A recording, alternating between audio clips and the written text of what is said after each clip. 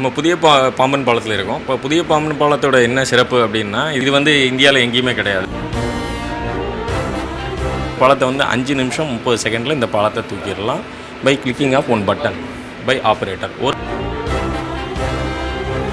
இதுக்கப்புறமா இங்கே வந்து நம்ம 250 கிலோவாட் மோட்டர் 2 பக்கமும் வச்சுருக்கோம். அந்த மோட்டார் வந்து ஒரு கியர் பாக்ஸை ட்ரைவ் பண்ணி அந்த கியர் பாக்ஸ் மூலமாக தான் இந்த ஷீவை ரொட்டேட் பண்ணி 2 பக்கமும் நம்ம பாலத்தை வந்து லிஃப்ட் பண்ணுறோம். 2 பக்கமே சம நிலையில் அந்த பிரிட்ஜை தூக்கக்கூடிய அளவுக்கு இந்த பிரிட்ஜை வந்து வடிவமைச்சிருக்கோம் சார். நம்ம புதிய பாம்பன் பாலத்தில் இருக்கோம். இப்போ புதிய பாம்பன் பாலத்தோட என்ன சிறப்பு அப்படின்னா, இது 2.5 கிலோமீட்டர் தூரம். இதில் வந்து நடுவில் இருக்கக்கூடிய வெர்டிக்கல் லிஃப்ட் ஸ்பேன், அதாவது செங்குத்தாக தூக்கக்கூடிய தனித்துவம் வாய்ந்த பிரிட்ஜு வந்து இது வந்து இந்தியாவில் எங்கேயுமே கிடையாது. இதுதான் முதல்ல இந்தியாவில் வடிவமைக்கப்பட்ட வெர்டிக்கல் லிஃப்ட் பிரிட்ஜு. சரிங்களா?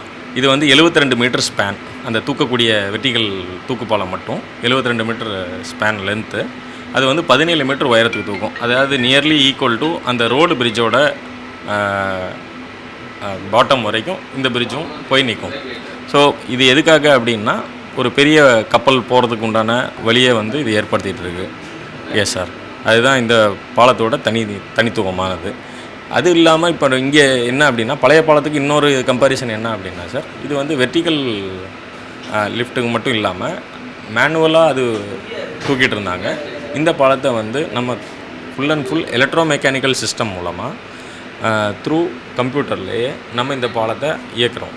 அதுதான் அடுத்த ஒரு இது. அங்கே வந்து நமக்கு number of labours and staff வந்து அதிகமாக தேவைப்பட்டாங்க. அண்ட் அந்த பாலத்தை தூக்கக்கூடிய நேரமும் வந்து ஜாஸ்தி.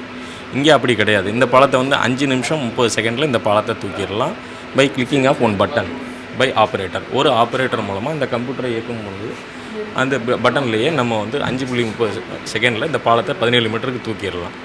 ஸோ இது வந்து என்னங்க சார், டவுன் பண்ணோம் அதே டைம் தான் சார், அதே டைமிங்லேயே வந்துடும். அதுக்கப்புறமா இங்கே வந்து நம்ம 250 கிலோவாட் மோட்டர் 2 பக்கமும் வச்சுருக்கோம்.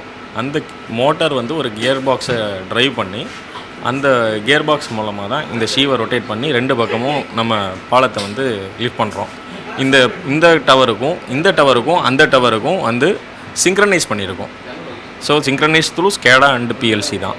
ஸோ அப்படிங்கும் போது இந்த ஏற்ற இறக்கமாக வர்றது, ஒரு பக்கம் தூக்கி இன்னொரு பக்கம் தூக்காமல் போகிறது, அந்த மாதிரியெல்லாம் எந்த ஒரு தவறுதலுமே வராமல் நூல் பிடி ஷாப்பில் 2 பக்கமே சம நிலையில் அந்த பிரிட்ஜை தூக்கக்கூடிய அளவுக்கு இந்த பிரிட்ஜை வந்து வடிவமைச்சிருக்கோம் சார். அந்த மாதிரி இருக்கிறதுக்கு வந்து ரெகுலராக வந்து இதை காற்றெல்லாம் எல்லாமே விண்டு எல்லாத்தையுமே இது மானிட்டர் பண்ணிகிட்டே இருக்கும் சார். இன்கேஸ் விண்டு வந்து ஜாஸ்தியாக இருக்குது அப்படின்னா, பிரிட்ஜ் ஆப்ரேட் பண்ணுறதுக்கு முன்னாடி அப்படின்னா அது வந்து ஒரு வார்னிங் கொடுக்கும் சார். பிரிட்ஜு காற்று வந்து இவ்வளோ ஜாஸ்தியாக அடிக்குது, நீங்கள் வந்து தூக்க வேண்டாம், ஆப்ரேஷன் இஸ் நாட் சேஃப் அப்படிங்கிற மாதிரி ஒரு மெசேஜ் கொடுத்துரும். இன்கேஸ் நம்ம பிரிட்ஜை தூக்குனதுக்கு அப்புறமாக பிரிட்ஜு தூக்கி வச்சுருக்கும் போது திடீர்னு காற்று மாறுது அப்படின்னா நமக்கு வந்து ஒரு உடனே இண்டிகேஷன் கொடுத்துட்டு பிரிட்ஜை லோயர் பண்ணணும் அப்படின்னு சொல்லி ஆப்ரேட்டருக்கு ஒரு இன்டிமேஷனையும் கொடுக்கும். ஸோ எல்லாமே கம்ப்யூட்டர் வந்து அலாரம் கொடுத்து மெசேஜ் கொடுத்துட்டே இருக்கும் சார். மானிட்டர் பண்ணிகிட்டே இருக்கும் கண்டினியூஸாக.